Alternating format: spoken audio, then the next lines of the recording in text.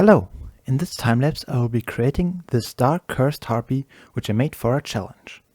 I'm going to explain the process and what difficulties I had, as well as the solutions I found. Now I'm not that good of an artist, but I hope that you can maybe learn from my mistakes as well.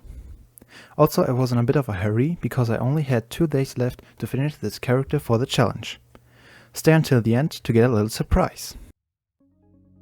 My first step is making a blockout to figure out proportions and the rough shape. I start really simple with slightly modified spheres.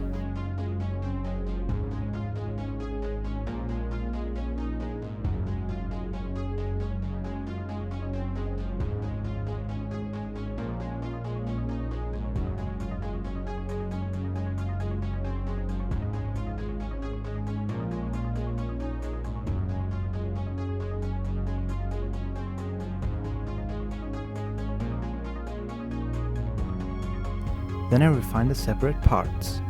I like to start with the face so that I don't have to look at a bland oval. As you can see, I switch around the part I'm working on quite often. I do that to gain a little distance, if you can call it like that, to it so that my eyes may discover mistakes or places I have to put in a little more work.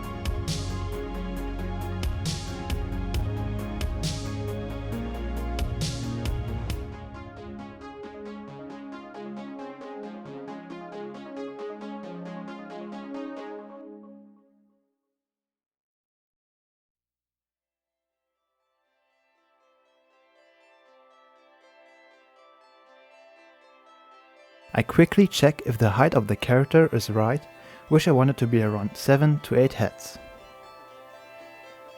More refining.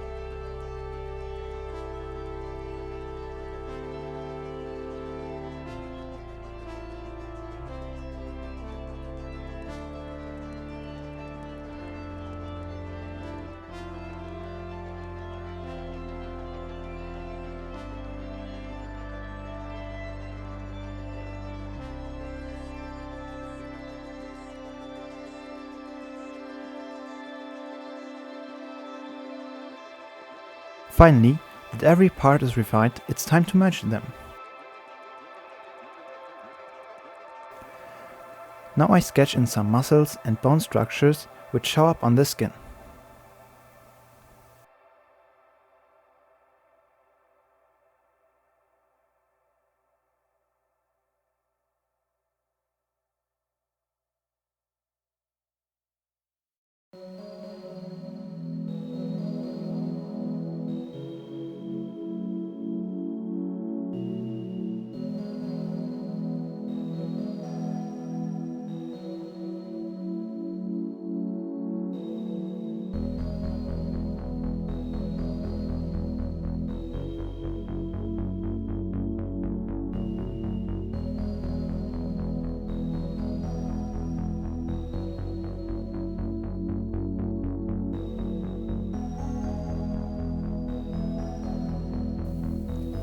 For the final merge I used dynamic topology, which allows me to have parts of the body with a high poly count while others can maintain a lower count. It's just to help my toaster or PC to breathe a little less heavy. While it is possible to pose a high poly character, my machine just loves a low resolution mesh. Then it purrs calmly like a little cat. For that reason I retopologized the Harpy. Retopology, or in short retopo, means to create a mesh with lower vertex count, or as the word implies, less heavier topology on top of another mesh. Well, sometimes you can do that to fix bad topology too. To aid in seeing what I'm actually doing, I create a material with a different viewport color. You can find the setting if you scroll down in the Material tab. Activating in front in the Object Properties tab allows me to see the new mesh clearly, even if it would go through another one. Retopology is never really fun, but with tools like the Poly Bridge you can quickly create new topology. Don't take my topology as an example. I had to do it really fast and did not care that much about it being pretty or usable for animation, since the Harpy's only purpose was to stick around in a little distance from the character in the final artwork. I did not even make the mouth openable.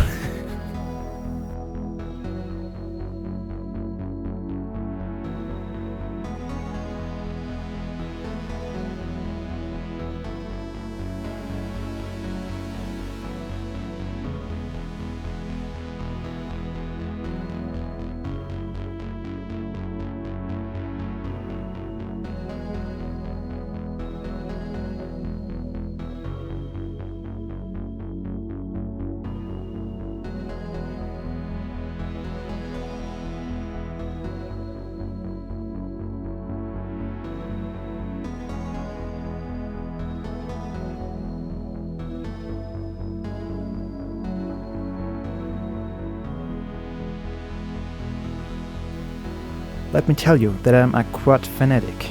I try to use faces with 4 vertices only. Although sometimes it is okay to just use triangles at some places where you can see them.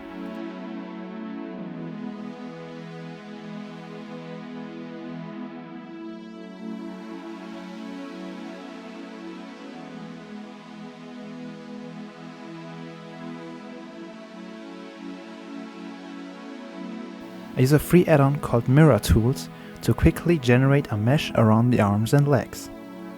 Every now and then I check what the subdivision surface and shrink wrap modifier would look like in the end, but for me it is easier to keep them turned off while working.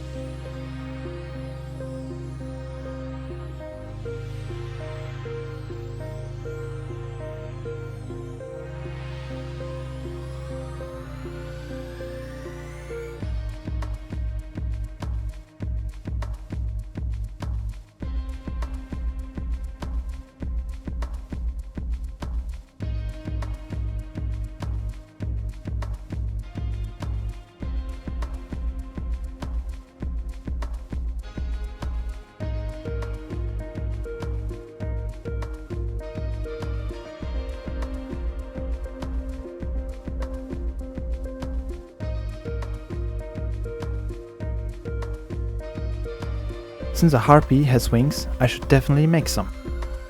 So I applied all the modifiers, then deleted half of the mesh again, only to use a mirror modifier. Laziness pays off in digital 3D. Now a little warning, since this was a dead end move. Looking back at my work, I should have either made the wings a separate object, which is parented to the Harpy, or if I wanted the wings to be actually modeled, first sculpt them and then retopologize as I did with the rest. Although the wings somehow worked in the end, there are better ways to make them. Well, please don't be too harsh on me since this was the first time I made wings.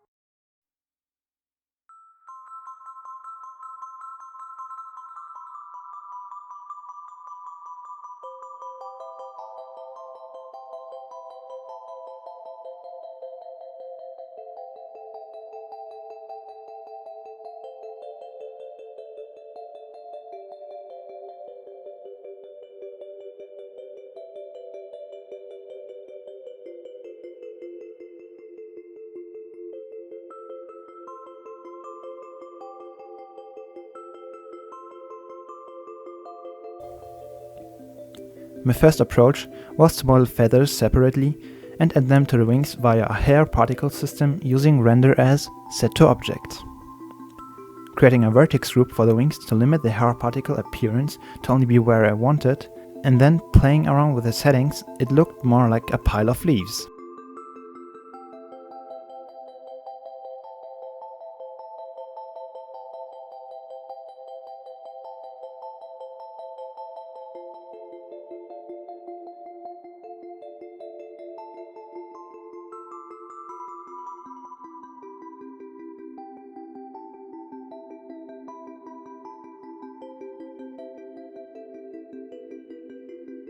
For the time being, I left the wings as they were and decided to move on with the hair.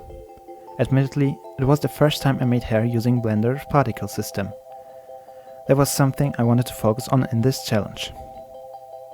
At first it looks like a hedgehog, but combing the particles in particle edit mode, the hairstyle is starting to take shape. The very first shape, to say the least, since I had to start anew or rework it a bunch of times.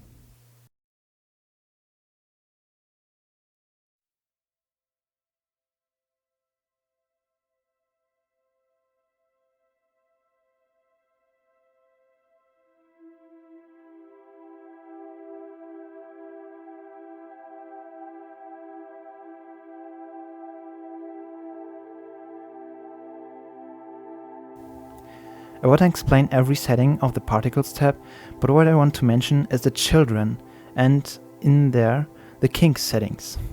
They help creating strands with, for my case, a little curl to them. A little note, if your hair looks too angular, try to increase the steps number in both Render and Viewport Display tab. If I haven't forgotten, there's a link to the hair tutorial I learned from in the video description.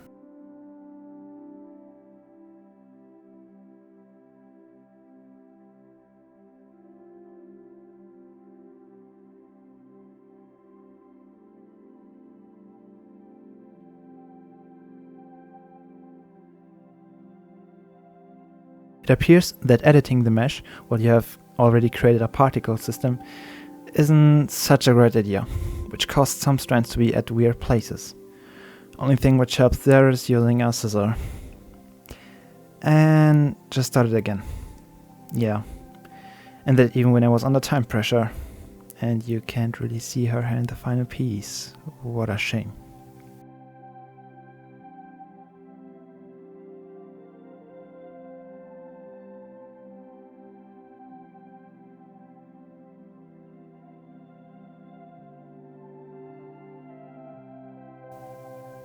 It made bling, and a light bulb turned on above my head.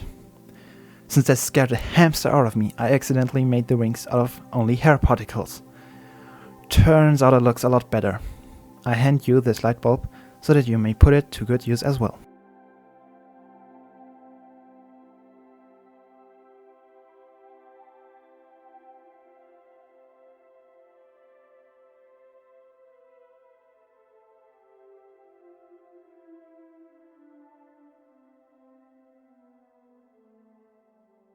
To add extra detail, I add a multi-resolution modifier, subdivide the mesh and then sculpt on top of it. Here I do it to give the legs and breasts some fluff and to refine some parts, especially in the face. Then I give the claws some notches.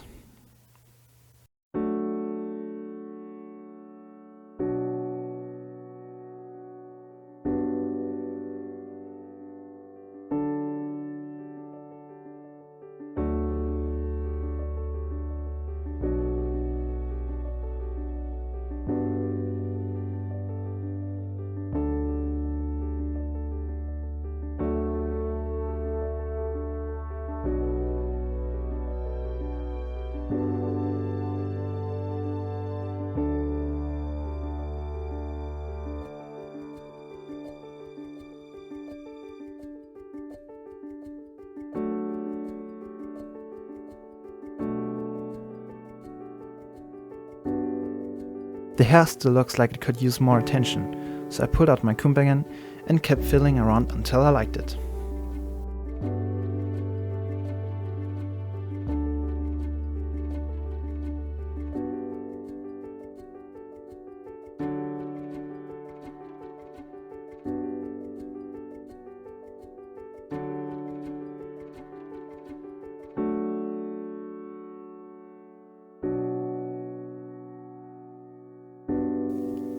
For the eyebrows, I make a new vertex group to set the density for the particle system. At first, it looks very much like a cave woman, but that was not what I wanted to achieve, so I removed more and more hair strands, which were spreading too far out, and added some closer ones.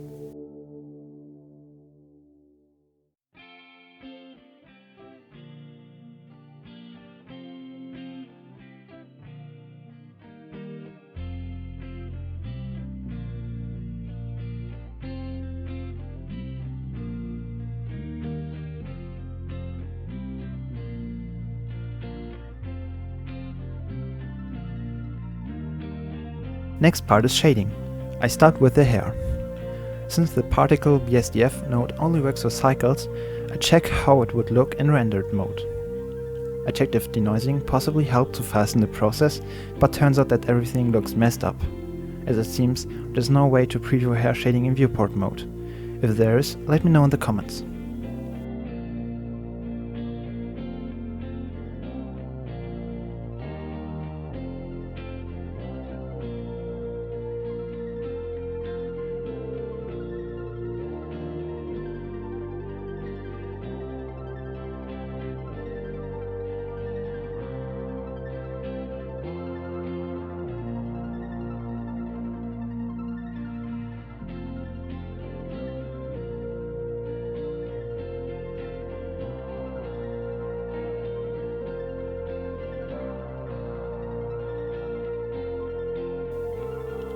By then, I roughly understood how hair shading works and shows the same way for the wings.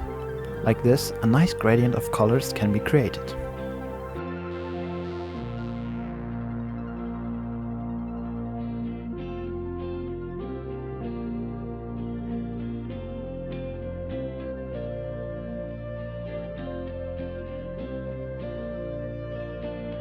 Eyebrows in the same fashion. Similar to what I did when sculpting, I like to do the eyes soon, to have something beautiful to look into. The eyes are the path to the soul, they say. With a little bit of node and math magic, I made a circle for the iris with a slight gradient. You don't have to be discouraged by that, simple vertex color shading works just as good and is a little faster to set up.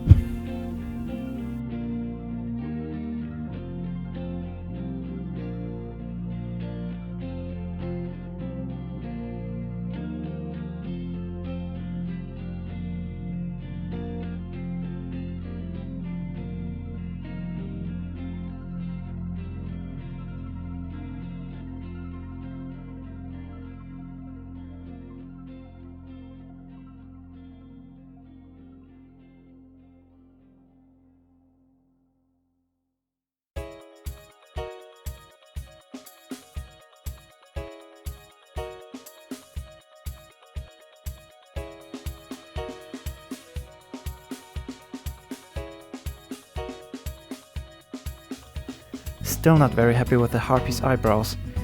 Then I figured it could have something to do with the diameter of the particles. The setting for it can be found under the hair shape category called diameter root.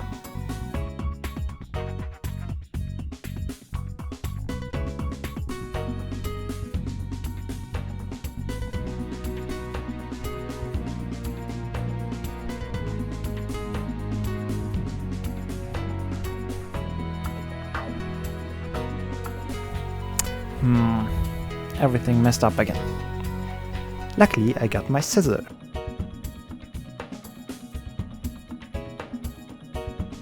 Sharp claws make the design look more dangerous, which I wanted.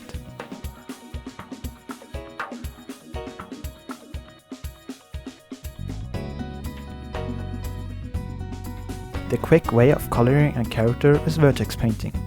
I recommend using it if you have either a high vertex count, since you can then make it look sharper, or if you're running out of time, as I was.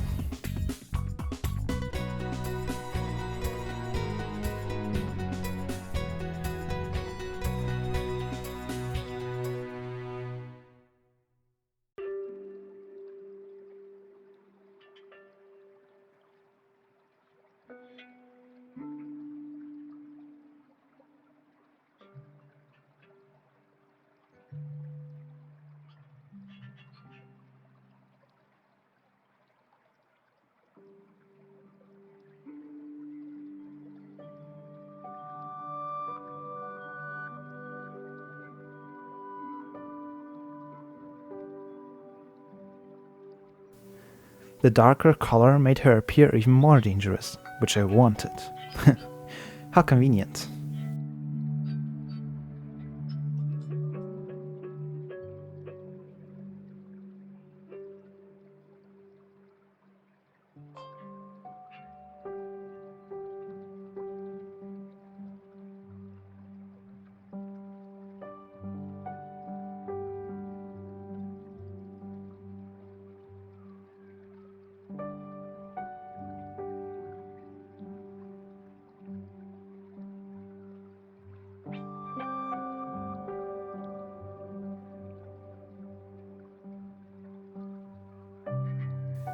More noodle salad! At this point, even I have no idea what I did. I believe I was in some kind of trance. Adding unnecessary detail. And the legs are a little more mathematically. I like to play around with the settings until I'm happy for the time being.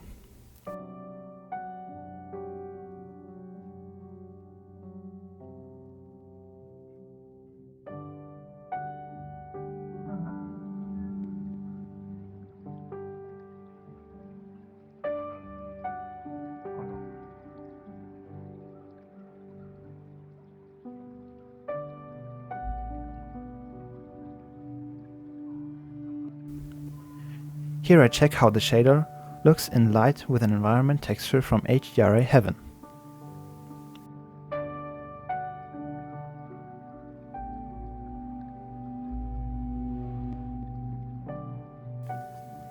To pause our 3D model, one easy to use option is to rig it, namely adding bones to different parts of the body, which in the end should move with the moving or rotation of the bones. My timer is counting down fast, so I simply used a rig from Rigify, a Blender internal add-on. You should use it too. Adding and editing some bones here and there, the finished rig is ready to be parented to. Said and done, one could work a little on the vertex groups in weight paint mode to change the influence of certain bones and therefore change the deformation.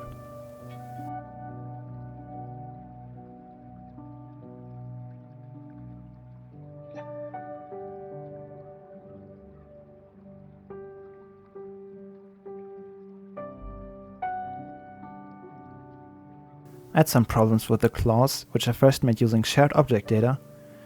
Well, some hard problems. But I got there in the end. So I pointed out a little surprise at the beginning. You can get the Cursed Harpy Blender file for free. I know that it's not that good of a model, but you can take a closer look at everything in detail and play around with it as you wish. You can find a link to my Buy Me a Coffee down in the video description, where you can download it, completely free. you can use it in your own project. Please mention any of my social media, favorably Instagram, so that I can check out what you made with it. If you want to catch me modeling or sculpting live, you can find me on twitch.tv/lopi_sun. All my other social media links are down in the description as well. You made it to the end. Congratulations! Thank you very much for watching. I hope you were able to get something useful out of this time lapse and enjoyed it. Goodbye!